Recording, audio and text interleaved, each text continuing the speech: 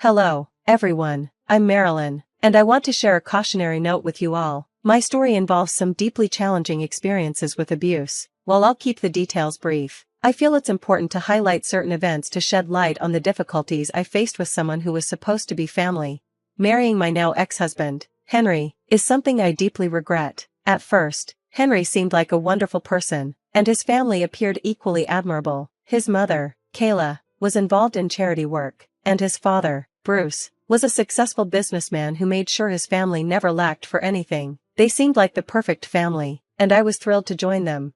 But after marrying Henry, things took a darker turn, primarily due to Kayla's behavior toward me. Her treatment started with small, petty actions, like hiding my glasses, phone, and purse, leaving me distressed as I searched for them while she watched, amused. As time went on, the acts grew more malicious. She would ask me to handle scalding hot pots, deliberately causing me pain. One instance stands out. She added fish sauce to a dish knowing I was allergic, causing a severe reaction that made me miss an important event. She would demand hours of cooking from me only to throw the food away afterward, denying any involvement or claiming these actions were accidental. The cruelty escalated further when, at a family gathering, she intentionally caused me to slip, trying to embarrass me in front of everyone. After enduring this for months, I finally confronted Kayla and asked for my husband's support. I demanded to know why she was targeting me, expressing how utterly exhausted I was by her behavior. Her response was pure denial and deflection. She accused me of being overly dramatic, insinuating that my complaints stemmed from jealousy, an accusation that was both baseless and deeply hurtful.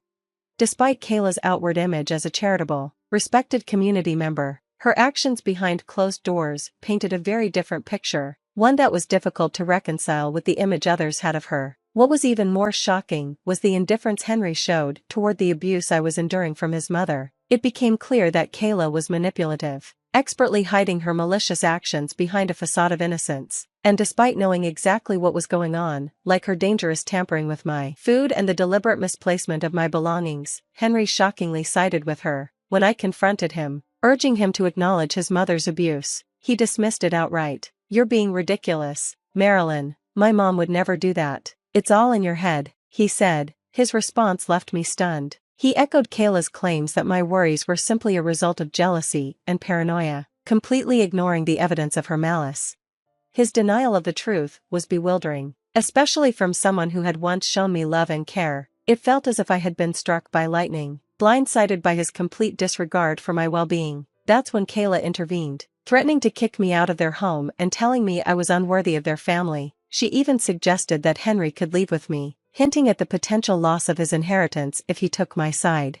Henry's response crushed me. He sided with his mother, reassuring her of his loyalty and promising to correct my behavior. His readiness to dismiss me to preserve his standing in the family exposed a painful truth. Henry's loyalty was not to me, but to his future wealth. We had been living under his parents' roof, their insistence on it, with Henry working for his father's company. While he had some assets, he owned no property of his own and was heavily reliant on his parents for financial security. His sights were set on his father's wealth, and he wasn't about to jeopardize his inheritance by supporting me against his mother.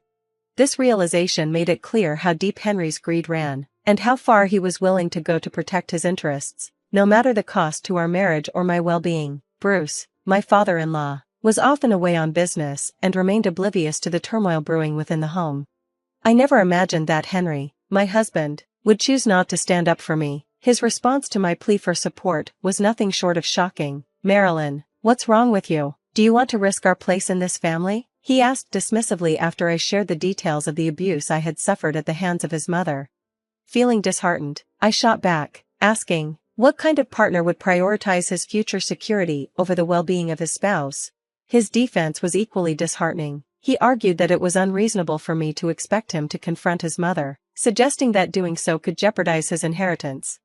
I pressed further. "Is your inheritance more important than our marriage?" I suggested that we could start fresh, away from his family's influence, even if it meant living more modestly, but he dismissed the idea immediately, insisting that we could never afford such independence and demanding that I simply endure his mother's treatment without complaint. In that moment, the truth hit me hard. Henry had chosen his path, and it was not the one I had envisioned for us. He was not the partner I believed him to be. Feeling isolated and unsupported, I made a decision. I would not let Kayla's manipulations defeat me. Instead of fleeing, I would expose her for who she truly was. My plan was daring, yet straightforward. I discreetly gathered footage from the house's security cameras, documenting Kayla's abusive actions. I carefully compiled the evidence into a video, setting it aside for the right moment, Kayla's upcoming birthday party, which would be attended by family and guests, including Bruce, her husband. When the day of the celebration arrived, Kayla was the picture of grace and warmth, especially in front of others. Her behavior toward me was surprisingly pleasant, likely because of the company. It was the perfect opportunity to reveal her true nature. My resolve was firm. It was time to expose Kayla's cruelty without making a scene. I played along during the festivities, biding my time. When the birthday cake had been served and the moment felt right, I stood up and addressed the gathering. "Thank you all for joining us to honor Kayla on her special day," I began, my voice steady. "Many of you are familiar with her reputation as a kind and generous individual. Today, I prepared something to showcase just how remarkable my mother-in-law truly is." I gestured toward a screen set up for the occasion. Instead of merely talking about her deeds, I've compiled a video to give you all a closer look. Please enjoy. As the video played, it revealed the truth of Kayla's actions, and the facade she had so skillfully maintained began to crumble before everyone's eyes. I was ready for whatever came next, knowing that I had friends who would stand by me at a moment's notice. After years of enduring mistreatment, my resolve had solidified. I was determined to stand my ground and expose Kayla's duplicity for everyone to see. My concern for what my husband or his mother thought of me had vanished. I was beyond caring. The reaction to the video was immediate and intense. The guests were visibly stunned, while Kayla and Henry were left speechless, caught off guard by the revelation. Bruce, who had been distant due to his business commitments, was understandably shocked by what he saw. When the video ended, it was Bruce who broke the silence, demanding an explanation from Kayla. Kayla, desperate to protect herself, tried to dismiss the footage as manipulated. She insisted she was innocent, accusing me of malice. Her attempt to deflect blame only fueled my determination. The audacity of her claims, suggesting that an entire year of abuse was a product of my imagination, was staggering. I watched, wondering if anyone could still be fooled by her lies after witnessing such clear evidence of her actions. Calmly, I addressed Kayla's attempts to discredit me. "So, you're accusing me of tarnishing your reputation? How about we involve the police and see if they think these videos are fake?" I suggested, keeping my tone steady. Kayla scoffed at the idea, dismissing the police as a waste of time and insisting that the footage was nothing but lies on my part. But the mention of law enforcement clearly rattled her. She hadn't expected me to make such a bold move. This was a step too far for her, and her panic was evident. The revelation of her actions had already caused ripples among her family, but to my surprise, some of Kayla's colleagues from the charitable foundation where she worked were also present. They looked shocked, likely messaging their superiors about what was unfolding before them. In a desperate attempt to salvage her image, Kayla tried to play the victim to Bruce. She lamented how I was supposedly plotting to have her arrested, claiming I was the one causing trouble. She hoped Henry would back her up. Henry's feeble defense only made things worse. "It's not what it seems, Dad. Marilyn's overreacting. Mom's been nothing but kind," he stammered, trying to defend the indefensible. This moment underscored Henry's complete indifference toward the abuse I had suffered. Bruce, catching on to the fact that Henry knew what was happening and had done nothing about it, was visibly shocked. It was becoming clear to everyone that Henry's priorities were seriously skewed, that he valued his inheritance and the luxury of their grand home more than my well-being. Bruce, a man of principle, was appalled not only by Kayla's actions, but also by his son's lack of action. His reaction confirmed what I had hoped. He would not stand by idly. His moral compass and sense of justice made him an unexpected ally in my fight for justice. His anger was palpable, signaling that he would not let this go unanswered. This was a turning point. The true nature of those around me was laid bare, and the stage was set for what would come next. When I shared with Bruce that Henry had dismissed my reports of abuse, claiming it was all in my head, his face said everything. It was a pivotal moment when Bruce realized just how unfairly Kayla had been portrayed. His shock was evident. He couldn't believe I hadn't approached him sooner, but I explained my need to gather undeniable evidence of Kayla's cruelty, fearing that without it, my word would be doubted. Bruce's support came swiftly and sincerely. He apologized for his son's failure to protect me and expressed regret over not intervening sooner. He even gave me his blessing to involve the police, a stance that caught both Kayla and Henry off guard. They had always believed their family's unity would shield them from any external scrutiny. Kayla's desperate plea to Bruce, attempting to paint herself as the victim of an unfair accusation, fell on deaf ears. Bruce's patience had worn thin. He condemned both Kayla and Henry's actions, declaring his intention to divorce Kayla and disown Henry. The stunned silence in the room spoke volumes. Kayla and Henry, who had long manipulated situations for their own benefit, found themselves on the receiving end of a firm, unwavering decision. Bruce's declaration of independence from them was met with approval from the guests, signaling a clear break from the past. To my surprise, Kayla's colleagues, who had witnessed the truth, now stood by me, offering their support. Kayla was left to face the consequences of her actions and the wrath of an irate husband. Her and Henry's final attempts to sway Bruce were futile. Bruce, fueled by undeniable evidence of their wrongdoings, remained resolute. He denounced Henry's greed and cowardice, affirming that I deserved far better than I had received. In a dramatic turn, Bruce prioritized integrity over familial ties, proposing to sever all legal and financial connections with Henry and Kayla. Despite their protests and disbelief, Bruce stood his ground. His stance marked a significant departure from the past, signaling a new chapter of accountability and justice, and paving the way for healing. Even as Kayla and Henry desperately sought forgiveness, Bruce's resolve remained unshaken. The revelation of the extent of Kayla's cruelty was a deal-breaker for him. The shock of discovering how monstrous his wife could be was too much for him to bear. Kayla's reaction to his decision was as if she had been struck by lightning. Henry, teary-eyed, pleaded for forgiveness, ignoring the true victim of their actions, me. The unfolding drama exposed the true priorities of Kayla and Henry. Wealth and social standing far outweighed any sense of basic human decency. Henry's distress over losing his inheritance, rather than the torment inflicted upon his wife, spoke volumes about his character. Kayla, too, resorted to tears, but not in an apology to me. She wept in an attempt to sway Bruce from making his drastic decision, pleading for forgiveness as though the betrayal could be brushed aside as a mere mistake. Their apologies, once directed at me, now rang hollow under Bruce's pointed scrutiny.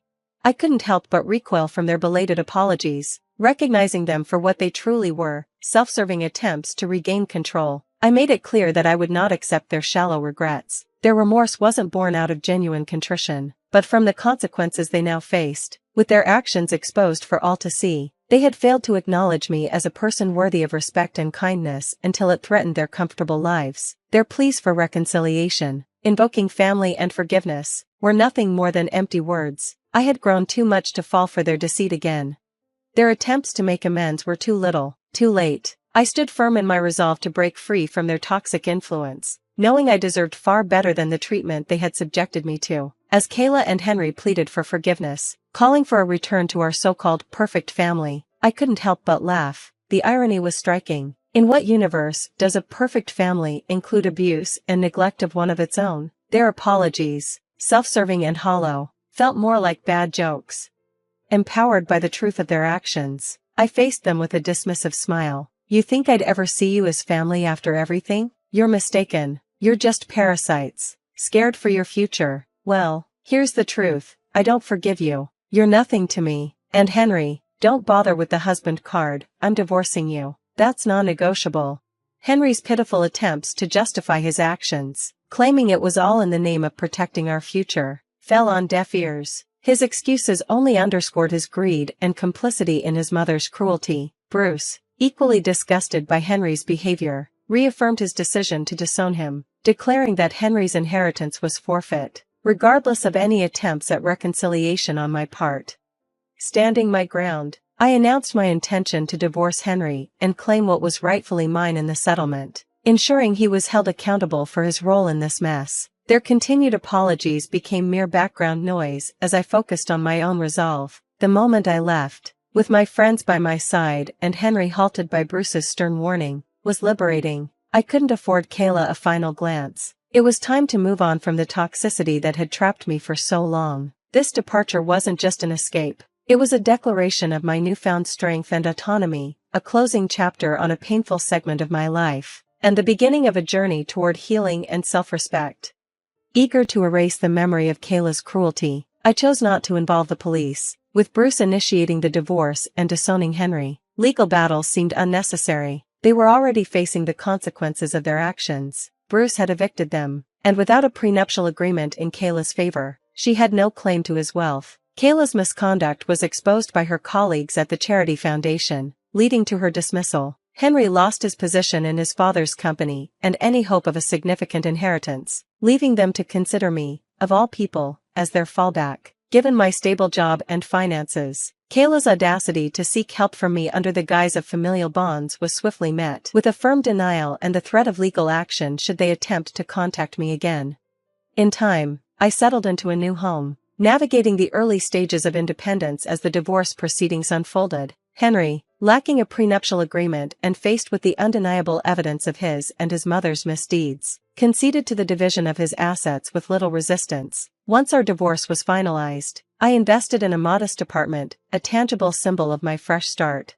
Henry's subsequent struggles, juggling multiple jobs to support his uncooperative mother, seemed to him an unjust reversal of fortune. His attempts to reconcile were met with dismissal from me. Their ongoing hardship served as a prolonged retribution, a consequence of their own making. Now, with the dust settled, my life has moved on to a peaceful chapter, mirrored by Bruce's recovery from the ordeal. Henry and Kayla, however, are living out the natural consequences of their actions. It's a fitting resolution to a tumultuous period. This slow burn of a turnaround underscores a profound shift in our fortunes, highlighting the lasting impact of choices and the eventual realization of justice.